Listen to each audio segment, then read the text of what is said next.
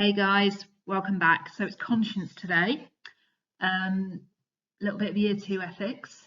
So I'm going to go fast through this. I'm going to take you through some religious and secular views, but there's a couple of things just worth knowing about this topic in general. So it's probably a good place to start. So here's a few possible ways that this could come up in the exam. So we've got a nice straightforward 10 marker, examine differing views of the conscience. 15, thinking about how this could maybe apply to one of the issues that you're asked to look at. So a person's conscience should never allow them to tell a lie. There's two issues in particular that you have to know with conscience. One of them is lying/breaking promises, and the other is adultery. So we're going to talk a little bit about those. And then the dialogues as well. The conscience is of little value in Christian moral decision making. So that's an example of an ethics dialogues. I don't think any of those are too bad. And what you do have to remember about this topic is that when you're learning it for the first time and possibly looking back through your notes, there's an awful lot of scholars, but none of them are actually named on the spec. So you can't be penalised effectively for not using any of them. I think it's a good idea that you do use them, but you're not going to see any of their names appearing in questions. So that gives you some choice as to who you talk about. And you can really lean into that, because if you've got a good working knowledge of maybe 5 or 6 of those scholars, you've got a lot you can write about, and that's obviously going to help. So, like I've just said, there are lots of scholars, but they can't be in questions. They can't be specifically, so you can't get, a question on Durkheim or a question on Aquinas applied to conscience. You do need to know how it applies to lying and breaking promises and adultery. And you do need to know secular and religious understandings. So there's 8 scholars that I'm briefly going to talk about in this video. 4 of them are secular, 4 of them are religious. So we're actually going to take the secular ones first of all. This is how it appears in the textbook. So this is the order I've decided to do it in. So first up, we've got Kohlberg. So Kohlberg sees conscience as behaviour developed through social interaction. So essentially we learn how to conduct ourselves as we get older, as our brain develops more. And this is kind of what we call conscience. So we've got these 6 stages of moral development. Kohlberg's argument, though, is that not everybody actually gets to the top. Some people kind of stop a little way up the pyramid. So when we're little, conscience is all to do with we feel guilty when we do something wrong so that we can avoid being punished. As we get a little bit older, it becomes more about we recognise that behaving well is in our self-interest, and that's how conscience manifests itself. So when we get to the top, however, is where he feels it really, really kicks in. Because if you've got a really strong established set of moral principles that you live by, and that's the most important thing, it doesn't matter what anybody thinks of you, it doesn't matter sort of outside influences, you're doing good to adhere to your principles, that's when a person is going to be likely to follow their conscience at all times, because that's when you've seriously developed a real kind of moral level of thinking. Next up is Freud. So if you do psychology, you'll be very familiar with Freud's thinking. He sees conscience as part of the superego. So it's all psychological. It's not actually a thing in itself. It's part of our mind to do with how we control ourselves. And Freud argues that it's shaped by our parents' commands. So our parents tell us to do stuff when we're little.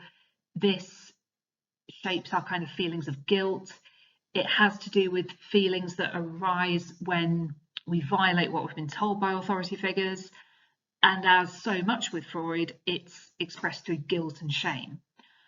But what's crucial about this is that it's not really a faculty that kind of tells us anything about who we are as moral people. It's all about just what we're told when we're young and guilt and shame that manifests through that. Then we've got Emil Durkheim. So he sees conscience as social conditioning, so it's a shared experience. This is almost kind of a fancy way of talking about peer pressure. When we go against society's norms and expectations, we feel left out, we feel like we're being shunned. Therefore, that's a really, really strong incentive not to do that. It's an incentive to fit in. So we're conditioned to go along with social commands. We feel bad when we don't.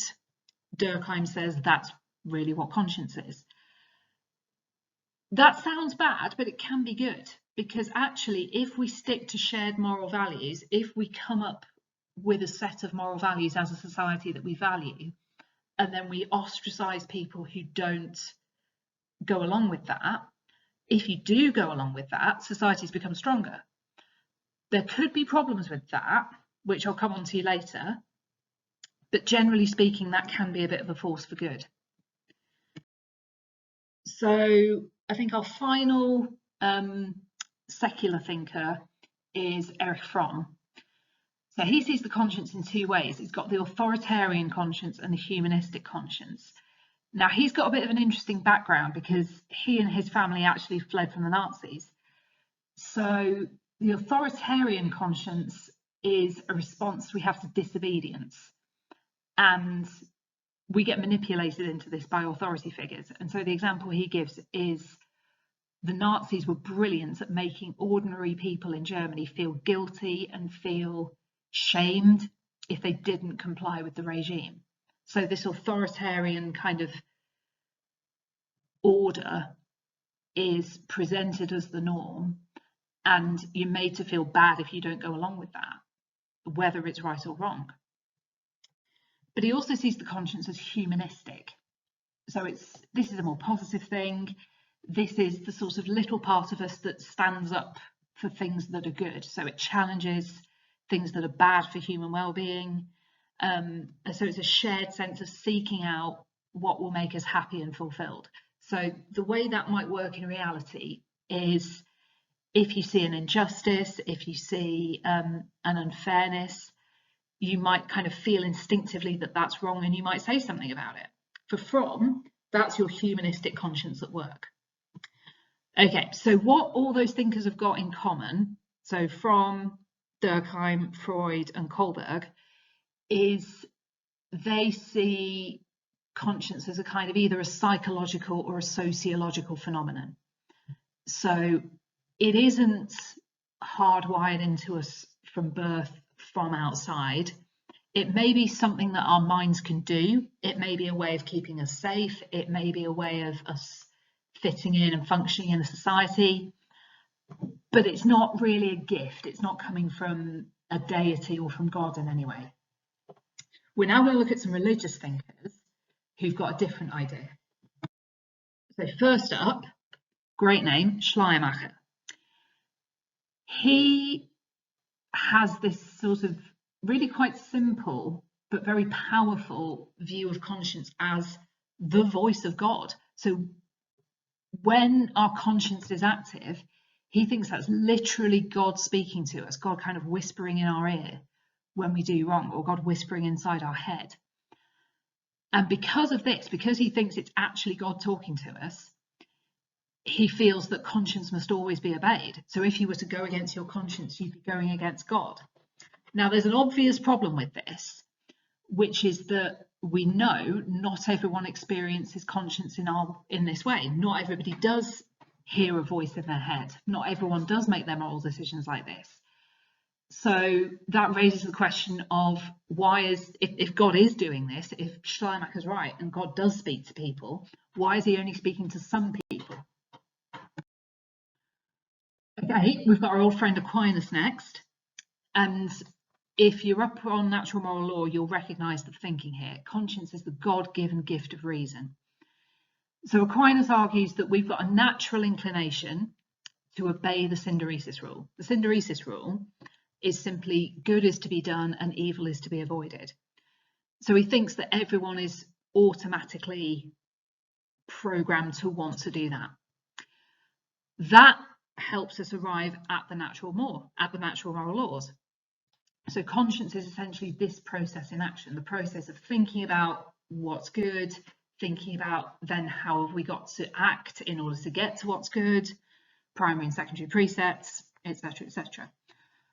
And Aquinas says if we do this, if we go through this process, if we use our reason to follow our conscience and we still make mistakes, that's sort of okay because we're not to blame. We did our best. We're not perfect. And there's a little bit of that built into natural moral law as well.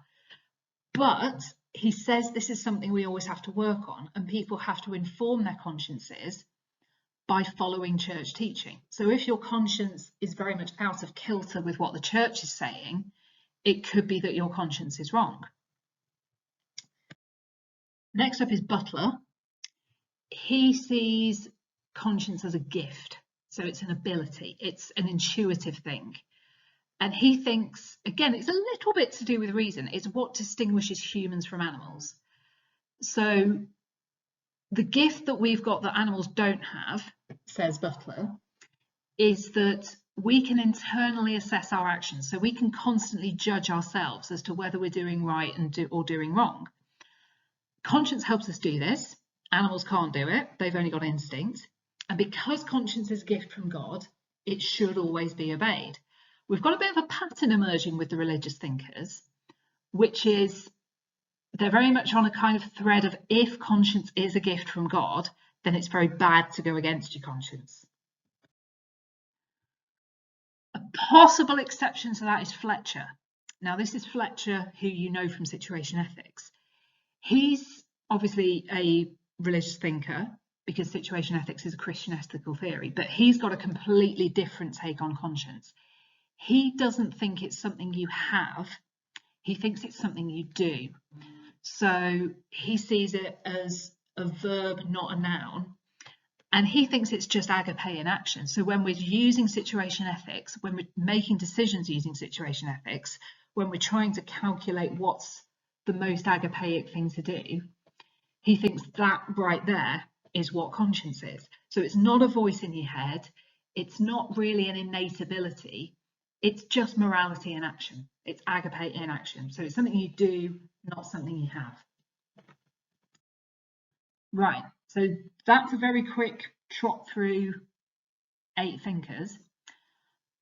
Let's have a brief look at lying and breaking promises.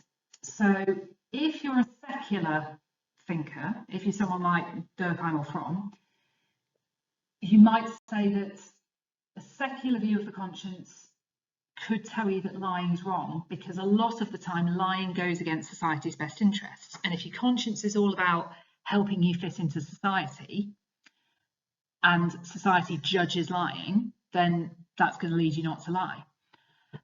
But if you're Freud and conscience doesn't really have a lot to do with genuine morality, you could say that people lie or people tell the truth, not because there's anything inherently wrong or right about doing that, but just because they're afraid of getting punished. They're afraid of what will happen if they lie. Or they might lie because they're afraid of what will happen if they tell the truth. And that fear is what your conscience is. It's not really a genuine moral feeling. Now, the religious guys might say something different. They might say that lying's wrong because it goes against Christian teachings, and therefore your conscience will remind you of that. But then again, this is somewhere where someone like Fletcher is going to be on a different page. So if it's agapeic to lie, then Fletcher says, go ahead and lie. That's absolutely fine because it's the most loving thing to do. If you're someone like Schleiermacher who thinks conscience is the voice of God, then you're in an interesting situation where all church teaching and all of scripture might tell you that lying is wrong, but then what if the voice of God tells you to lie? Which one should be trusted? Now, it's unlikely that you're going to have to go into a huge amount of depth into this in the exam, but it's useful just to be able to kick these ideas around and evaluate them a little bit, particularly if you get a 15-mark question like the one I raised earlier. We can do the same with adultery. So adultery, obviously cheating on a partner. In the secular sense, this is a bit of an interesting one, because if we're in a society that doesn't particularly judge adultery harshly, so for example in British society, Not a lot of people necessarily think adultery is great, but it doesn't carry the same social stigma that it once did. If that's the society you're in, your conscience is unlikely to forbid it. Your conscience is unlikely to steer you away from it. But if we were in a society where you'd be shunned or you'd be really socially ostracized for committing adultery, it would be different. So that suggests that it's got a lot more to do with society's view of conscience and adultery than actually the conscience itself. Excuse me. In religious thinking, a lot of the time, conscience is going to forbid adultery. Your conscience is going to say, no, that's not a good idea, because it goes against church teachings. But again, there are going to be exceptions. So Aquinas actually raises one. If you marry a widow and begin a sexual relationship because you're married to her, but then it turns out her husband's still alive and you didn't know that, technically you have committed adultery, but that's not your fault because you didn't know. You're only responsible for what you know about. Again, the other religious exception is Fletcher. Fletcher is generally going to say, in most situations, committing adultery wouldn't be the most loving thing to do. But in the rare situations where it is, and I'm thinking maybe about the story of Mrs. Bergmeyer, which is in the textbook, and if you don't know that story, it's worth knowing because it works as an example for quite a lot of things. That is the most loving action. So finally, is conscience valuable as a moral guide? So we've got some yeses and some nos. On the yes side, collective social conscience unites societies. This leads to strong societies. But the problem with that is it only works if the collective social conscience is actually good. So if you've got a collective of people who are united in wanting to do good things, yes, it's a good idea to kind of embrace that. But if that's corrupt and you get kind of dragged along with it anyway, so if you're thinking that something is right but actually it's wrong, and I've got the example of January the 6th, the storming of the Capitol, then that wouldn't be good. Next one down, if conscience is based on reason, that's good because reason is unemotional, reason is accessible to everybody. Up to a point, not everybody has got a huge ability to reason. Not everybody is capable of figuring things out to the same level. And we see this with Kohlberg's argument that not everybody gets all the way through his levels of conscience. Some people just get stuck at quite a childish level of thinking. If God speaks to us, he must be obeyed. Yes, fair enough. But how do we know it's God? Why does God speak to some and not others? Guilt can be useful. It can act as a warning. It can lead us to do better.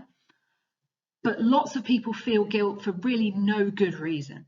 And you could argue that that's not useful at all. In fact, that's counterproductive. And your conscience actually kind of overacts and gets in the way of you actually flourishing. So to give you just an example for that one, if you revise for 7-8 hours a day and you still feel guilty that you haven't done enough, that's not good, that's not useful, that's not helpful. And then finally, Fletcher's view of conscience sees it as love in action. Love in action is morally good. But there's a problem with that. Two problems. Firstly, there's all the problems that situation ethics already has. And secondly, you could say it's just a bit redundant. Conscience doesn't really mean anything. We're not really getting anything from Fletcher's understanding of conscience that we don't already have in a basic understanding of situation ethics. All right, so that's the whole of the topic that I've taken you through very quickly there. Hope that's useful. It's only scratching the surface, so to really get good at this topic, I would go back to the book. I would go back to a little bit of a deeper dive into some of those thinkers.